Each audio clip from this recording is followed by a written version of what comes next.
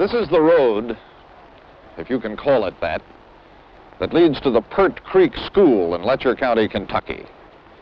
There are tens of thousands of roads like this, winding back along the creeks and hollows of 11 states. And beside these roads, the shacks of tar paper and pine, which are the homes of 1 million permanently poor. That cabin down there belongs to Letcher West. George and Janie and Maggie West use this road to get to school. At this time of year, they never get there with dry feet.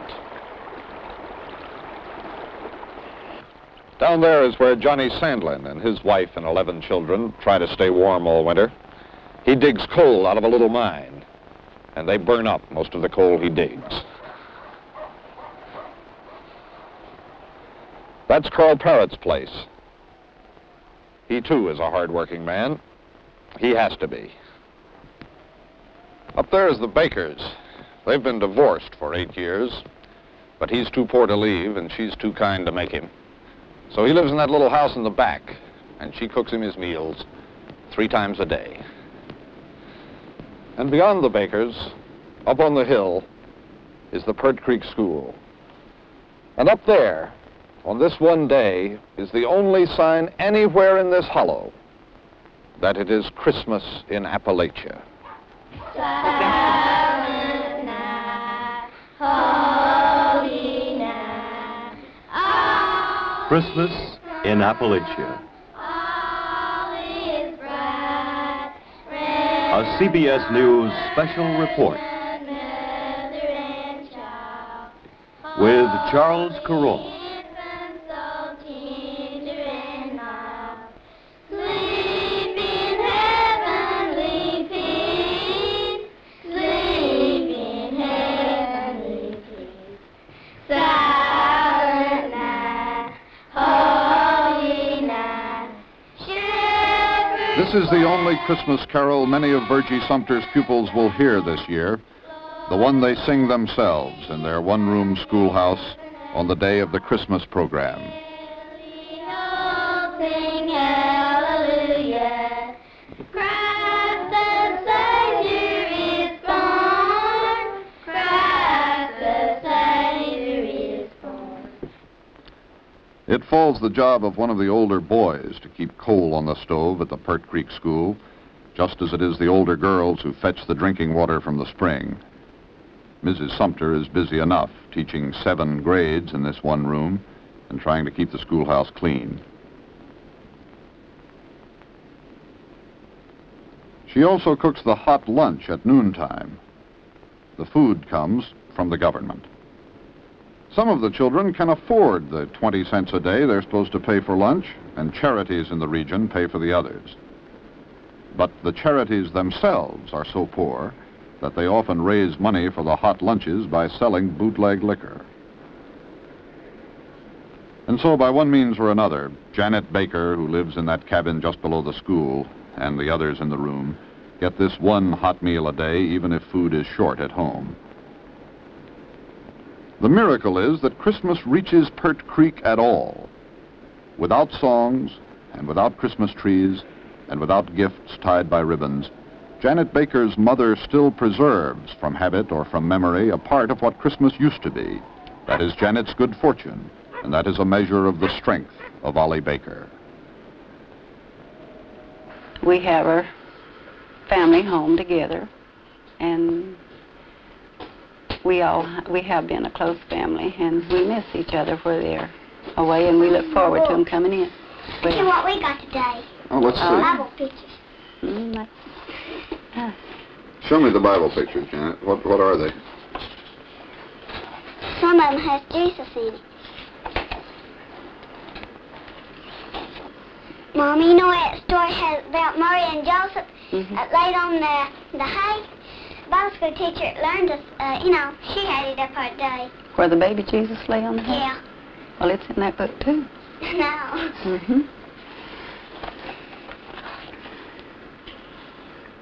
Mommy, I know my spell now about my rheumatic. Well, all right. You put your books in there then take them in there and lay them on the bed.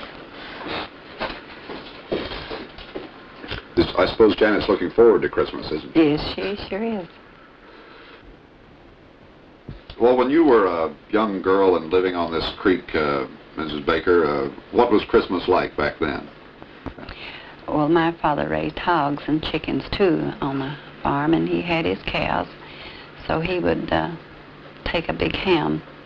They'd cook it and have it for us to eat through Christmas. We'd have a company. The children would come in. Sometimes our aunts and uncles would come and take Christmas with us. So he would have this ham meat, and they'd bake cakes, sometimes a lot of gingerbread for the children that'd be coming in to eat, too, for them to eat till they wouldn't be underfoot, till they could always get dinner on the table. That's the way we, in our family, always read the story to the children, you know, the baby, Jesus was born in the manger. And the best part, I think, it means to me, if I'm thankful if my children are all well and can be in good health on Christmas. And then I'm thankful to the Lord for what we have. Even if we don't have so much, I'm thankful for what we do have. What the Bakers have is a son, Freddie, who is 20 and who must take daily injections of insulin in order to stay alive. What the Bakers have is a mule, a small one, bred to haul coal cars out of mines. There are now far more mules in this hollow than there are mines to work in, so Freddie uses the mule to drag timber off the hillside. What the Bakers have is their sad way of living, divorced, separated by law, and held together by necessity. Bob Baker couldn't eat if Ollie Baker didn't feed him, and so she does. And what they eat, what Janet and Freddie eat, and what the mule eats the scraps of, comes from a government warehouse.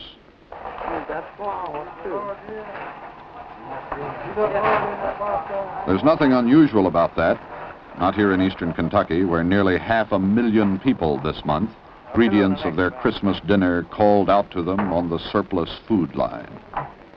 1 box of cheese, 2 pounds of butter, and fries, 4 beans, 2 bags of meal, and 1 bag of flour, 2 pounds of lard, 2 cans of eggs, 2 cans of beef, and 1 roll of wheat.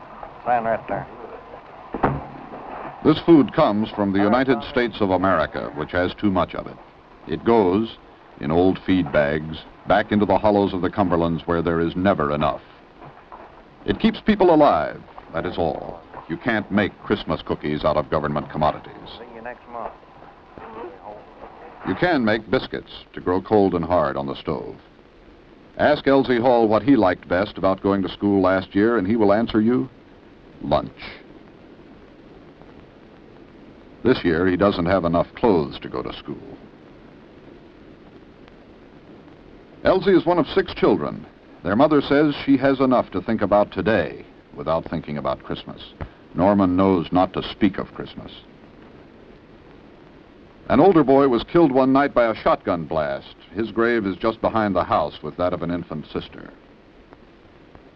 And just across the road is the place where, now, between the graveyard and the dead mine, in the one room of his shack, Lewis Hall waits out the winter. You sit here, Mr. Hall, and see your children, all but one of them unable to go to school. What kind of feelings do you have about that? I feel like they all want to be in school. But there ain't nothing I can do about it, only just move as I can move, and that's slow. I think it's better for them to be in school than it would be just up and down the road here. Would they like to go to school? Yeah, I think my kids like to go to school. It's just so if they can't, they don't have audition that they're in. I think if they had clothes and had the way like other kids, that they would learn good. But they feel embarrassed to go in front of other kids in the conditions they're in, so they would learn that. There'd just be no cause to send them the way I'd see it. Lewis Hall's house is a dark and silent place. It is commonly said in these mountains that when hard times come, love goes out the window. And the Christmas spirit, of course, cannot change those it does not reach.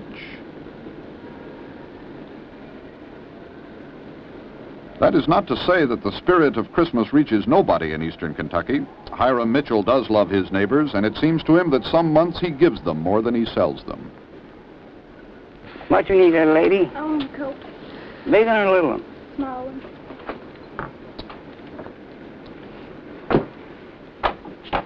Then what next?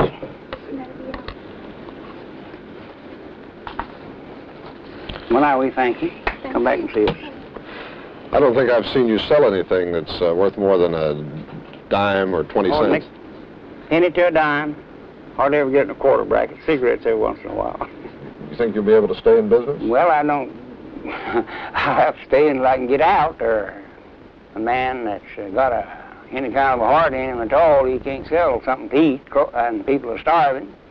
And them are coming in begging you for it every day and telling me I've got nothing to eat. Well, you have to let them have something or another, keep them going. And when they come up and can't pay you, why, that hurts a fellow like me. But then there are little families that come back and say, I ain't had a bite for 2 or 3 days. I can't do like some of these big markets, just say, no, we don't do no credit here. Well, what about your own family, Mr. Mitchell? Where have your children scattered to? Well, my children scattered around. I got 6 lives up in Indianapolis. Yes, sir.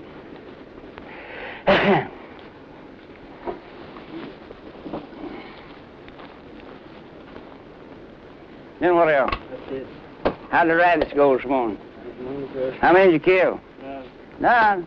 How many did you shoot? How many did you miss then? Never seen one. Never seen none. Now we thank you. Come back and see us. I have 6 lives up in LaPorte, Indiana. I have 1 lives in Detroit, Michigan. 1 lives in Peoria, Illinois. 1 lives in Middletown, Ohio. All had to leave here to hunt work when they got to grow. Mr. Mitchell, how long have you run this store? Well, I opened this store about 52. How was business then? Well, business was pretty fair here at that time. What's made the difference? Automation made the difference. At that time, why, we had a lot of little coal mines running here, all of them down these hollers with little coal mines. And these all operated by hands, and so the machine, the biggest machine we had in them was a pony to haul it out, you know, mine the coal and haul it out, you know, and dump it over. The men, they took a breast auger, you know, and they got in there and they drilled out this coal, you know, and shot it and tamped it by hand and everything. So now that's all gone. The pony's all gone. Modern machineries went in and took out. Just run these little mines out. There's no more. They can't work no more. These hand men, they can't. The price of machine people can do, you know. So all mines that's running now, they have jaws, and they have loading machines, and they have electric drills, and they have, it's all automation. Imagine kneeling or lying down in 3 or 4 inches of water in a black hole in a mountain and swinging a pick 10 hours a day to mine 2 tons of coal, and then shoveling it into a wheelbarrow and wheeling it all out and collecting $6 for your work, and you will know what it is like to be a truck miner. But I.B. Johnson has not been able to find even that kind of steady job for 11 months. Dismissed by his employer, deserted by his union, unneeded by his community, ignored by his country, except for $56 a month in food stamps, I.B. Johnson mines only enough coal now to keep his own family warm. And nobody pays him for that.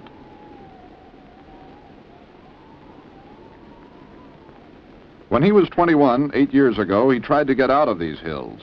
He went to Florida, he went to Georgia, and in the end he came back to the hollow where he was born, penniless and jobless, and married Lucille, thinking things might be better that way. He's glad he did, but things are no better. Now, like so many, I.B. Johnson is waiting for an opening in one of the scattered Job Corps camps or vocational schools the government is talking so much about. He applied last June, and he's growing desperate. Because there is Rita, who Lucille named for Rita Hayworth, and Mickey, whom I.B. named for Mickey Mantle, and Norman and Jimmy, and by New Year's Day there will be another baby and the hospital bills to pay. And I.B. Johnson's abiding fear is that his children's lives will turn out like his. How many children were there in your family? There was 15. There's 10 boys and 5 girls. Now there's 10 living out all. And how much education did your brothers and sisters get? Well, I went through the 4th grade, and I think that was the highest that even one ever went. The rest of them stopped along the 2nd and 3rd, along there. Do you hope for more for your children? I certainly do. That's the reason I'm trying. I know if we go on day by day, just working down then in these truck mines, well, they're going to grow up and not get education. That's one reason I'm so interested in this vocational thing. If I can get in that and get a skill and get them get a good job, well, then I'll know they're going to get a good education. And if they get a good education, I figure they can do a lot better than we did, because they'll be able to get a job. What will you do on Christmas Day? Well, I'll probably just sit around the house with the kids and make them as happy as possible, but that might not be too happy for a Christmas Day. They'll have probably, well, I don't know just what to eat, but it'll mostly be hard food, because on $56 worth of food stamps you got to eat, you know, after Christmas, same as before. You got to always remember that. Will Rita have a Christmas at school? No, she was telling me yesterday evening that they was going to draw names, but when they come to find out, about 10 of the kids in her classroom, which is about 30, wouldn't even have money to buy presents, so they're not even going to draw names. Not going to exchange no presents at all. Mickey's old enough to be expecting a Christmas, I guess, isn't he? Well, he keeps asking me, he'll say, am I going to get a wagon? I'll say, yes, if Daddy gets to work, you'll get a wagon. But he's beginning to understand now that time's running out. I'm not going to get to work in time to get him a wagon. I.B. Johnson and his brothers, growing up on the Beaver Creek, remember the good times which came before the bad. Once, the mining camp they live in was the trading center for this whole valley. Now, the business section of Weeksbury, Kentucky is abandoned. I.B.'s brother, Calvin Johnson, calls it a ghost town, with only the people still in it. What was this old building here, Mr.? Well, it was our theater, which why people would come for a year. We'd have dances and boxing and music and all kinds of big times in it. It really was nice, and it would really be full.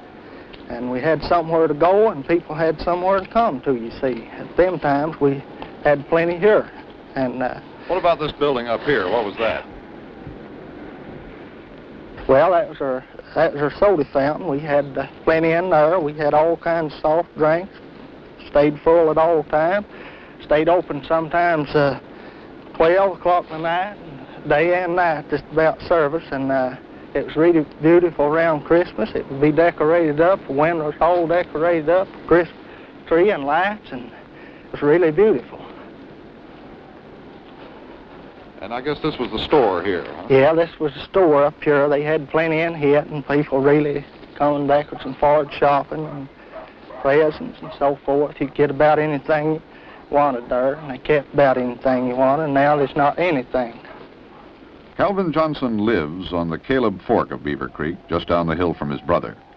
He is nearly blind from his 14 years in the mines, and lucky to be, in a way, for it increases his Social Security benefits and puts food on his table.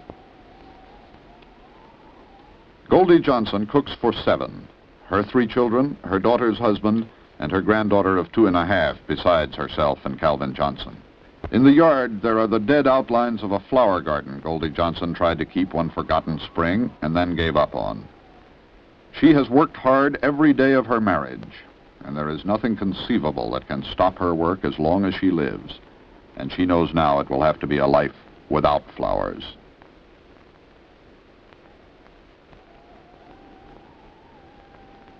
She is a strong woman, surrounded by exhausted men. Well, up until 53, Christmas was the day that children look forward to. And today, Christmas will be just like today for this holler and that other holler, and you're number 1. And, well, Christmas won't be no more than today, because they're They've got nothing to look for. They've got no way of getting it. Their daddies and mothers got no way of getting it. And since then, they have been taught that they can't have these things. They've been disappointed so many times. It'd just be a dark night, something like tonight for them.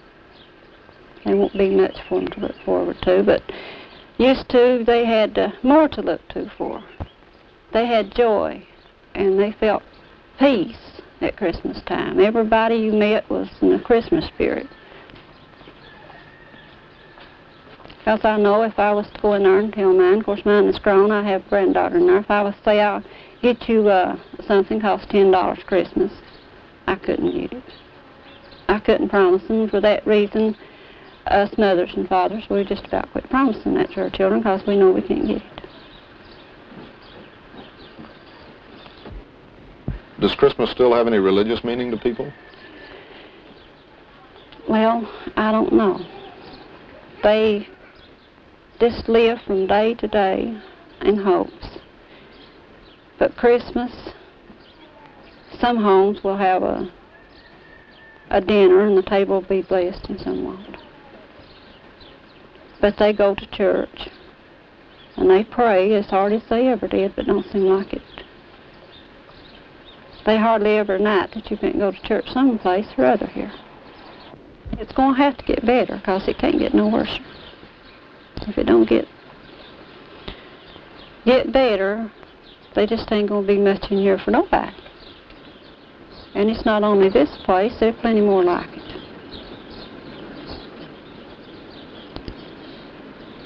And children, I hope and wish that children could have what they used to have. And if not all they used to have, part anyway. Because little children, when it comes to children, I always could stand a grown-up's disappointment and downfalls, but children, they do. And the world of plenty and us with nothing. Good dog. Looking through a Christmas catalog. How did I get that?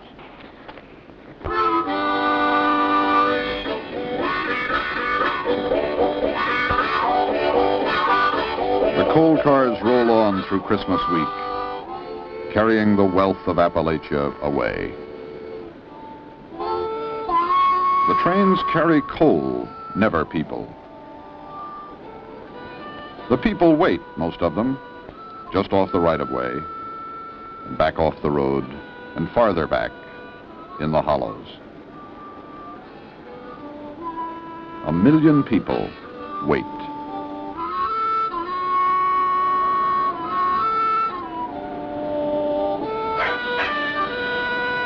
Lewis Hall's family waits, and Norman Hall does not dare ask which day is Christmas. Hiram Mitchell waits. I.B. Johnson waits, hoping to make the children as happy as he can, but that, as he says, might not be too happy for a Christmas day.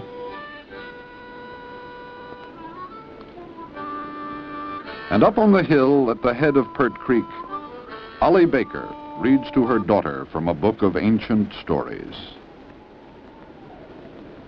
Little Bethlehem was full of people.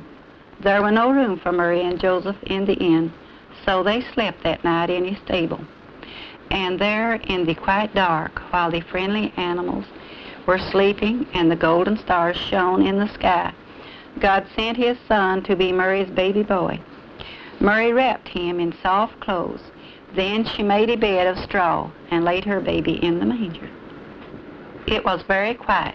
Then a shepherd spoke, "Let us go to little Beth. Let us find the child, for the Lord has sent us good news of him." The other shepherds nodded. Step, step, step. They started down the road. Then faster and faster they walked until they came at last to little Bethlehem. And there they found Mary and Joseph and the baby Jesus lying in a manger bed, and the shepherds knelt down and worshipped him. The news of the baby Jesus was too wonderful to keep. The shepherds told everyone they met about the Savior of the world. "We have seen the baby Jesus," the shepherds said. "He is lying in a manger bed in the little town of Bethlehem. just as the angel of the Lord said.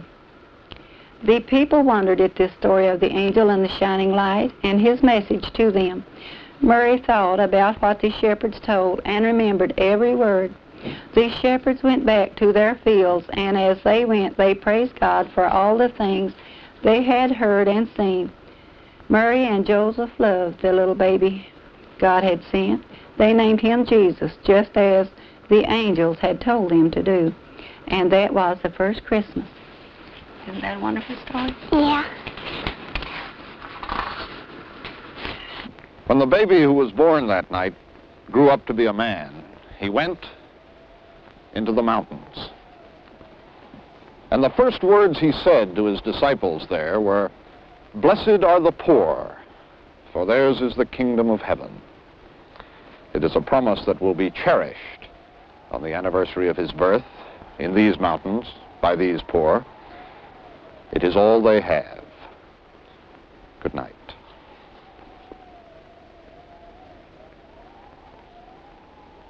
This has been a CBS News special report.